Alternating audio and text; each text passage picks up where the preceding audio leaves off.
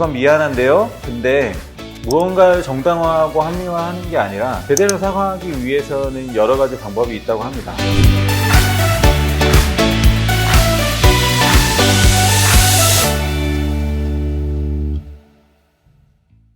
네, 안녕하세요. 머니투데이 남영도 기자입니다. 남 기자의 체열리즘 연재하고 있고요. 이번 강의에서는 소통 중에서도 사실 우리가 가장 많이 쓰는 소통인 말에 대한 말씀을 드릴까 합니다. 근데 말은 말인데 저는 어떤 말을 하자라고 말씀을 드리기보다는 좀 제가 평소에 잘 쓰지 않는 말들에 대해서 말씀을 드리고 싶어요. 제가 한 10년 넘게 기자 생활을 하고 정말 다양한 사람들을 만나면서 참 이런 말들은 좀 쓰지 않으면 좋을 것 같다 라고 느꼈던 것들에 대해서 오늘 여러분께 말씀드리고 싶습니다. 이게 먼저 기사 하나를 말씀드리고 싶어요. 그 체열리즘 기사 중에 어떤 게 있었냐면 떡볶이집 사장님한테 최고 맛있다고 칭찬을 했다라는 기사가 있었습니다. 이게 각자 이제 매일매일 똑같은 삶이 반복되고 뭐 가치가 있는지 없는지 모르는 일들을 매일 하잖아요. 그 일에 대해서 당신은 이렇게 좋은 일을 하고 있습니다, 가치 있는 일을 하고 있습니다 라는 걸 직접 이제 돌아다니면서 막 이야기를 해주는 프로젝트를 하나 하고 싶었어요. 그래서 이른바 피드백 프로젝트였는데, 그래서 돌아다니면서 이제 떡볶이집, 제 단골 떡볶이집에 가서는 사장님 진짜 제가 그동안 말씀 못 드렸는데 그날은 이제 굳이 가서 말씀을 드린 거죠. 그 떡볶이집에 들어가서 대뜸 사장님, 저기 사실 제 아내가 자주 가는 단골 떡볶이집인데 여기 진짜 제가 갔던 데 중에 최고 맛있고 국물은 막 칼칼하고 해물이 들어가서 너무 시원하고요. 진짜 제가 가는 떡볶이집 중에 최고 맛있습니다. 그리고 여기 진짜 없어지면 안 되니까 정말 꼭 잘 되셔야 되고 저도 주기적으로 올게요 막 이렇게 말씀을 드렸어요. 그 사장님이 사실 평소에 되게 인상파셔가지고 막 잘 웃지도 않으시고 그냥 그러신 분인데 진짜 그 이야기를 듣자마자 막 환하게 웃으시면서 너무 감사하다고 막 그러시는 거예요. 그래서 그렇게 했던 것들을 모아서 이제 피드백 프로젝트로 기사를 썼는데, 이게 제가 되게 신기했던 게 이게 나갔던 게 이제 2019년에 나갔던 기사인데 2021년이면 사실 지금 여름이면 거의 2년이 다 되도록 계속 지금까지도 보고 회자되고 뭐 커뮤니티에 퍼가서 또 보고 감동받았다고 울고 이런 기사로, 그 어떤 체열리즘 기사도 사실 2년 넘게 계속 보지는 않는데 이 기사만큼은 유독 그렇게 잊을만 하면 한 번씩 또 보고 그러더라고요. 그래서 제가 이 기사가 나간 다음에 느꼈던 게 사람들이 상당히 말로 하는 표현을 많이 인색하구나, 그리고 말로 인해서 또 되게 큰 위로를 받는구나 라는 생각이 들었습니다. 그래서 이 말에 대한 생각을 같은 말이어도 어떻게 할 것인가에 대해서 왜 중요한지에 대해서 먼저 말씀을 드리고 싶어서 이 기사를 썼어요. 그러니까 어떤 말이 좋은 말이냐라고 생각을 했을 때 상대방을 헤아리는 말이 충분히 헤아리고 나오는 말이 좋은 말이라고 생각을 합니다. 저도 사실 그러지 못했다가 한번 좀 되게 체험을 하고 나서 느꼈던 것 중에 하나가 브래지어를 입는 체험을 하기 전에는 동네에서 이제 아내가 가까운 데 갔을 때 동네니까 뭐 브래지어 안 하고 좀 편하게 다니고 싶다라고 이야기를 했을 때 그때 제가 이렇게 얘기했어요. 그래도 동네라도 그래도 좀 하는 게 낫지 않아? 뭐 그냥 이런 식으로 얘기를 했는데 제가 브래지어를 한 2, 3일 입고 나니까 이게 얼마나 답답한지를 알게 되니까 그 이야기를 했던 게 너무 미안해지는 거예요. 그래서 아내한테 내가 미안하다, 이렇게 힘든지 모르고 이렇게 너무 쉽게 얘기했던 것 같다.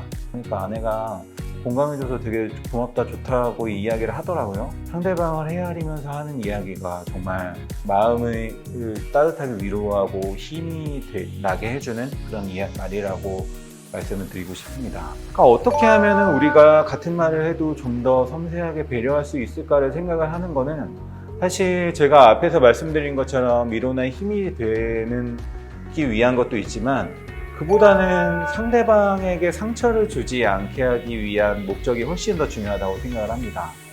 실제로 저희 엄마 아빠가 진짜 오래전에 제가 어렸을 때 싸웠던 말들 중에 상처로 남은 말들을 지금까지도 말씀하시는 거 보면 이 말로 인한 상처가 굉장히 오래 남는구나, 사람의 마음속에.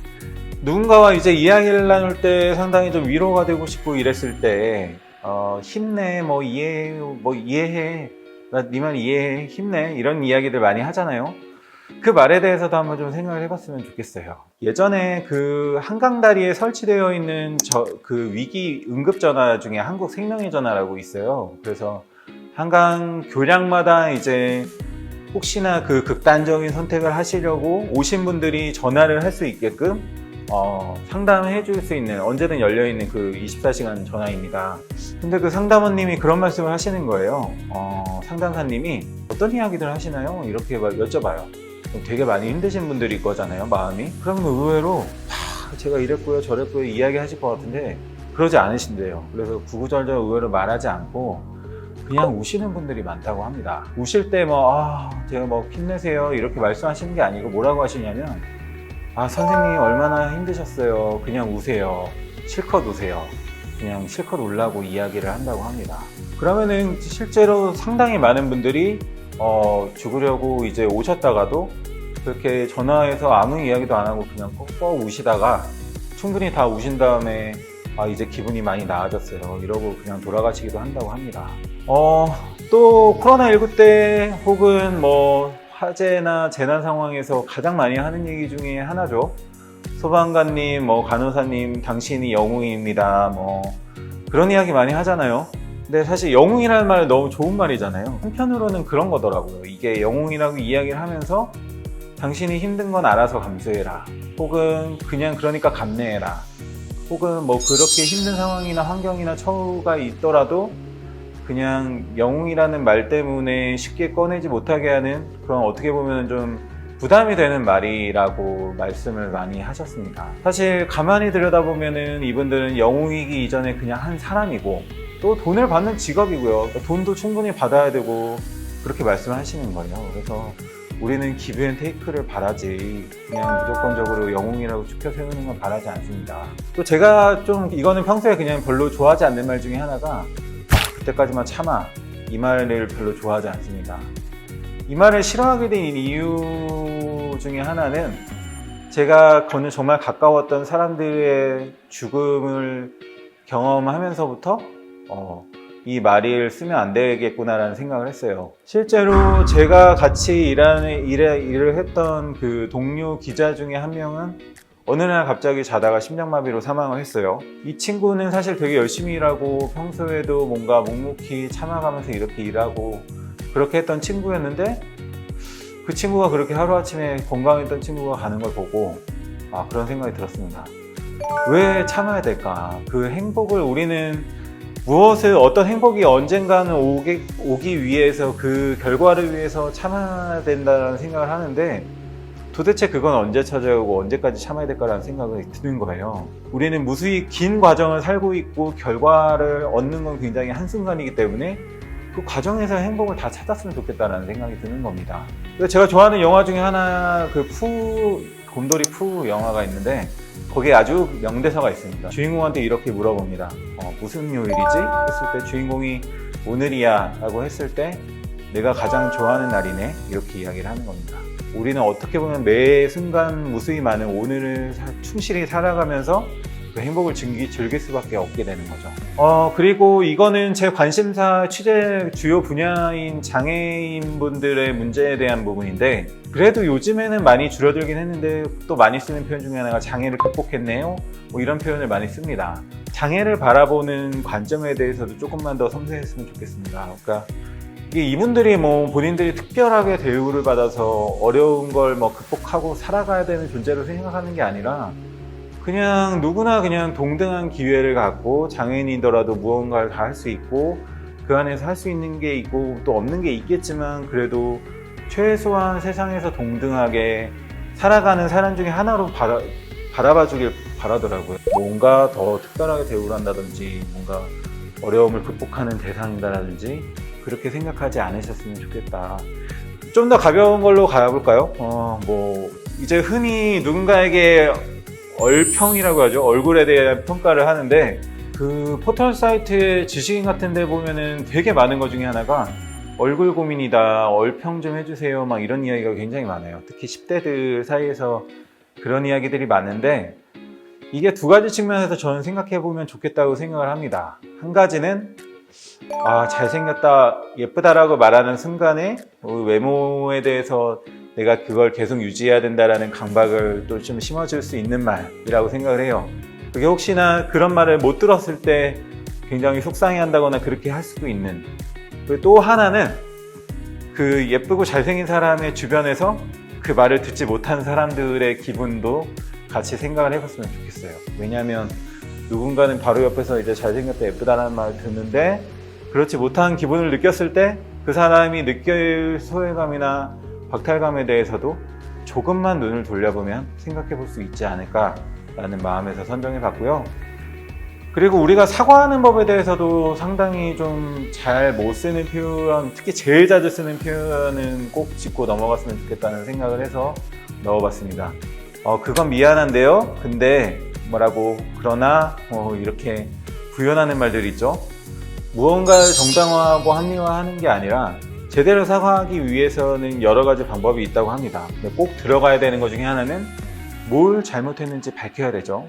잘못에 대한 책임은 어떻게 될지, 앞으로 다시 그러지 않기 위해서는 또 어떻게 할지, 그거는 꼭 필수적으로 들어가야 된다고 생각을 하고요. 그리고 이거 명절에 자주 듣는 말들 중에 하나죠. 결혼했어요? 애는 있어요? 연애해? 연애 왜 안 해? 이렇게 이야기를 할 때 이게 그냥 단순히 듣기에 잔소리처럼 느껴지는 측면 외에도 이게 그런 이야기를 함으로써 이 듣는 사람의 입장에서는 내가 어느 범위 안에 있어야 정상인데 그걸 혹시 못해서 좀 비정상에 속해 있구나라는 생각이 들 수 있게 하는 말이라고 생각을 합니다. 그리고 이거는 어르신분들, 고령층을 위한 표현을 좀 안 했으면 좋겠는 게 영어를 좀 되게 많이 섞어서 쓰는 표현인데요. 최근에는 이제 무인 주문기 같은 게 많이 생겨서 테이크아웃이나 프렌치 프라이, 햄버거를 주문을 하나를 먹으려고 해도 이게 무슨 말인지 잘 모르시는 어르신분들이 취재를 직접 해보니까 많이 있더라고요. 그래서 사실 테이크아웃은 포장 주문 이렇게 쓰면 되고, 프렌치 프라이는 그냥 감자튀김이라고 하면은 누구나 다 알아들을 수 있는 말인데 굳이 이렇게 영어를 써야 되는가? 누구나 그걸 다 알아들을 수 있는 건 아니라는 생각을 배려를 했으면 좋겠고요. 그리고 제가 동물에 대해서 관심이 좀 많아서 동물과 관련된 표현을 또 말씀을 드리고 싶습니다. 그 동네에서 이제 길고양이들, 동네를 돌아다니는 길고양이들이 많이 있잖아요. 근데 길고양이라는 표현을 쓰면은 사실 조금 거리감이 있게 느껴지는 것 같습니다. 길 위에서 어딘가에서 그냥 알아서 잘 살고 있는 것 같은 그런 느낌의 고양이라고 생각을 한다면 한번 이런 표현은 어떨까 생각을 해보는 거죠. 동네 고양이. 그래서 동네에서 같이 살아가는, 어딘가에서 그냥 알아서 사는 존재가 아니라 동네에서 함께 살아가는 존재로 생각하는 말로 동네 고양이 이렇게 제가 기사에도 계속 표현을 써보고 말도 이렇게 계속 하다 보니까 어느 순간부터 우리 동네 고양이 잘 있나? 이렇게 해서 계속 자연스럽게 시선도 가고 관심도 가더라고요.